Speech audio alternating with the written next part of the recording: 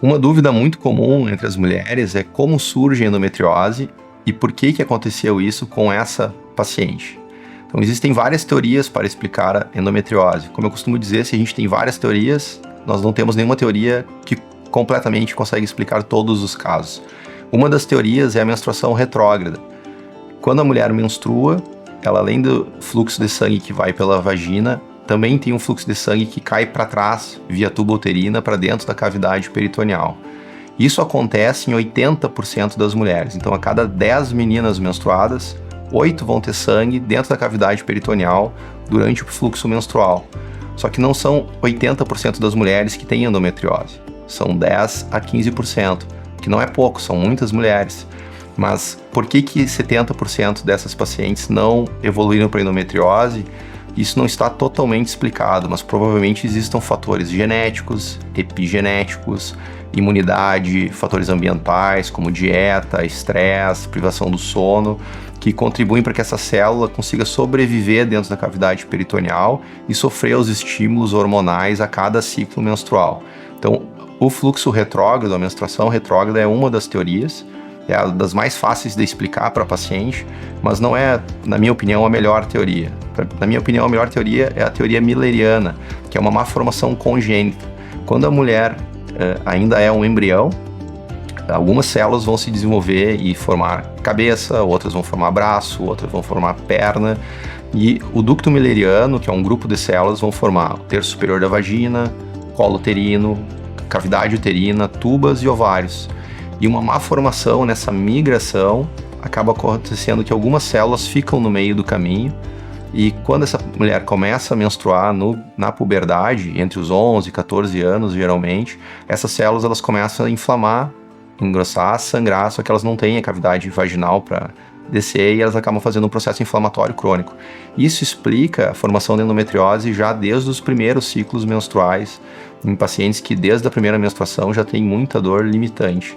E explica também a presença de adenomiose, que é o tecido do endométrio no meio da parede do útero, e explica também a formação de miomas, como é uma formação congênita.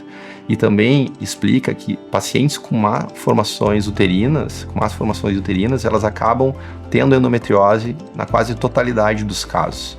E isso justifica um tipo de cirurgia que nós fazemos, que é com peritonectomia posterior, onde retiramos o pertuito, o trajeto do ducto milleriano, para reduzir a taxa de recidiva e melhorar os resultados de controle de dor e de fertilidade posteriormente. Mas essa teoria também não explica o caso de pacientes com endometriose na parede abdominal depois de cirurgias de cesariana, de parto cesáreo, onde há uma abertura da cavidade uterina e um esparramento, um spilling, as células do endométrio elas acabam saindo do útero durante o parto e ficando no trajeto da ferida operatória, e depois, quando essa paciente começa a menstruar novamente, essas células se desenvolvem e formam endometriomas de parede abdominal. Então, o que eu acredito, na verdade, é que todas essas teorias elas devem coexistir, né? Elas devem todas acontecerem ao mesmo tempo, e isso explica a alta complexidade que nós temos nas pacientes com endometriose. E também a endometriose ela não é só uma doença pélvica, existem casos de endometriose no diafragma, no pulmão, existem relatos de endometriose em dedos, no fundo do olho, no pericárdio. Então, existem outras teorias para explicar esses outros casos, como disseminação pelos vasos linfáticos e disseminação pelos vasos sanguíneos. É como se a endometriose se comportasse como um câncer.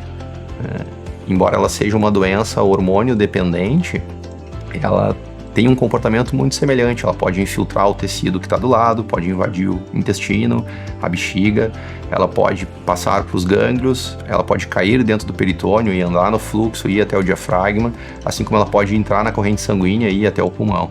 Isso tudo não está 100% explicitado, a gente não tem essas respostas 100% esclarecidas ainda, mas isso demonstra como essa é uma doença multifacetária e de comportamento muito complexo.